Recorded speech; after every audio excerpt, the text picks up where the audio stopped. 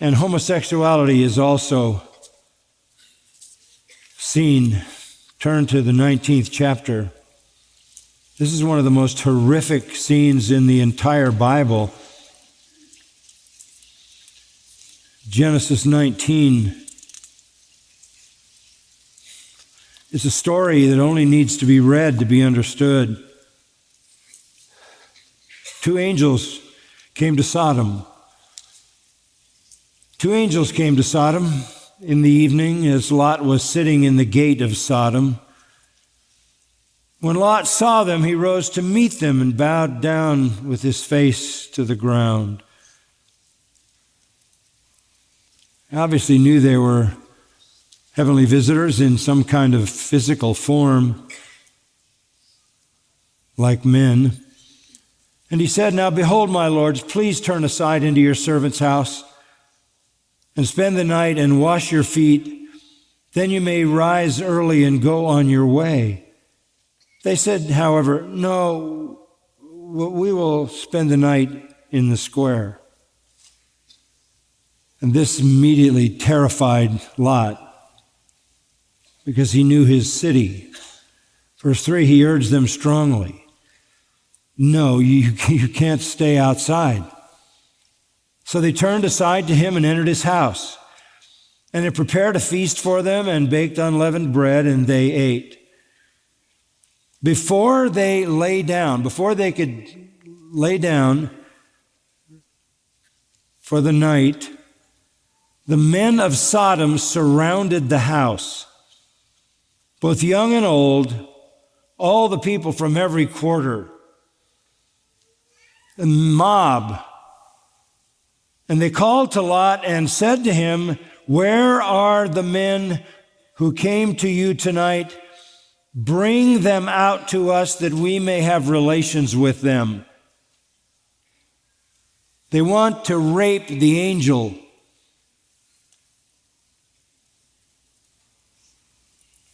The two angels. This is how perverse they were. And Lot, horrified, went out to them at the doorway and pulled the door closed behind him. And he said, "Please, my brothers, do not act wickedly. You don't know what you're doing. This will be the end of everything. I know how God feels about homosexuality. You can't do this. You have no idea what you're doing. These are angels." "Behold," he says in verse 8, this is a bizarre twist.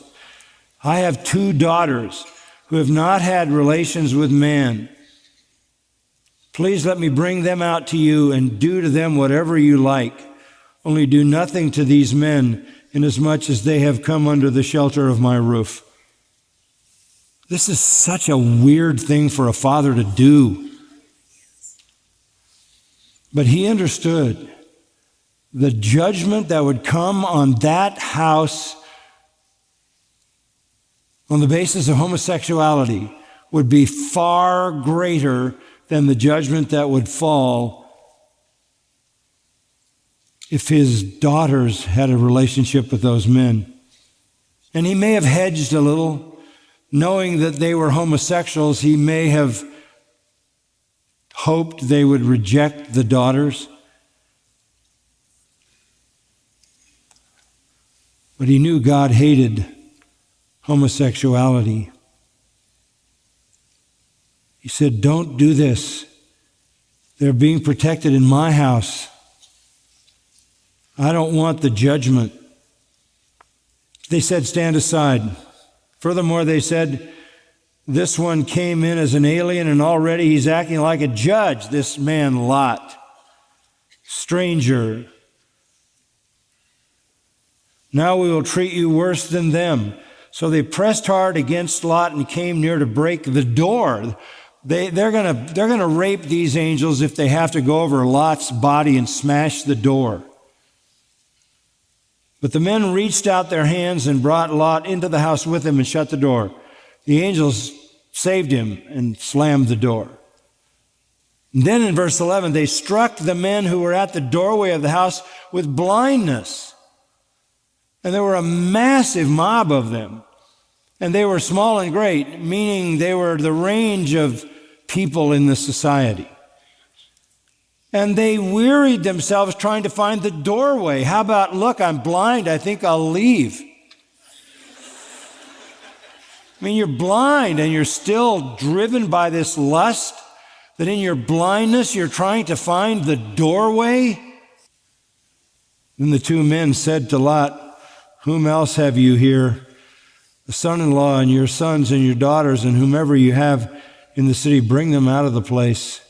For we're about to destroy this place because their outcry has become so great before the Lord that the Lord has sent us to destroy it." Lot went out, spoke to his sons-in-laws who were to marry his daughters and said, "Up, get out of this place, or the Lord will destroy the city." They thought he was jesting. In the morning, the angels urged Lot, saying, "Take your wife and your daughters who are here, or you will be swept away in the punishment of the city." And they hesitated. So the men seized his hand and the hand of his wife and the hands of his two daughters, for the compassion of the Lord was upon him. And they brought him out and put him outside the city. And one said, "Escape for your life."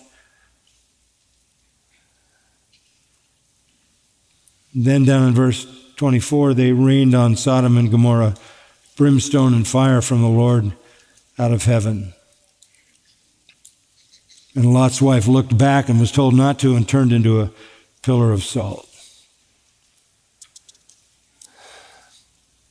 That's how God feels about homosexuality. And he's the same God today. You know, there are some who have tried to suggest that the sin of Sodom was a lack of hospitality. But Jude describes the sin of Sodom as going after strange flesh. And Peter in 2 Peter describes the sin of Sodom as going after strange flesh. The gross sin of that city was the sin of homosexuality, for which God burned it to a crisp, and everyone in it.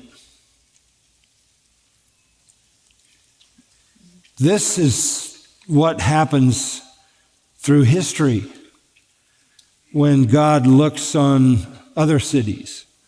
We know this. Because in the book of Isaiah, for example, from Isaiah 13 to 23, the prophet declares judgment from God on all kinds of cities, all kinds of nations, for the same kind of conduct. Isaiah pronounces judgment on Babylon, Assyria, Philistia, Moab, Damascus, Ethiopia, Egypt, Edom, Arabia, and Tyre. In Jeremiah 46 to 57, the prophet Jeremiah receives the word of the Lord concerning the nations to be judged: Egypt, Philistia, Moab, Ammon, Damascus, Kedar, Hazor, Elam, and Babylon. In Ezekiel 25 to 33, God pronounces judgment on Ammon, Moab, Edom, Philistia, Tyre, Egypt, and Assyria. Throughout history, God destroys nations who behave in violation of his law. I think most of us understand that God punishes sinners individually, but he also punishes nations.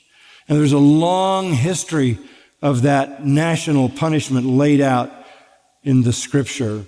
Even in the New Testament, Jesus pronounced doom on cities, Chorazin, Bethsaida.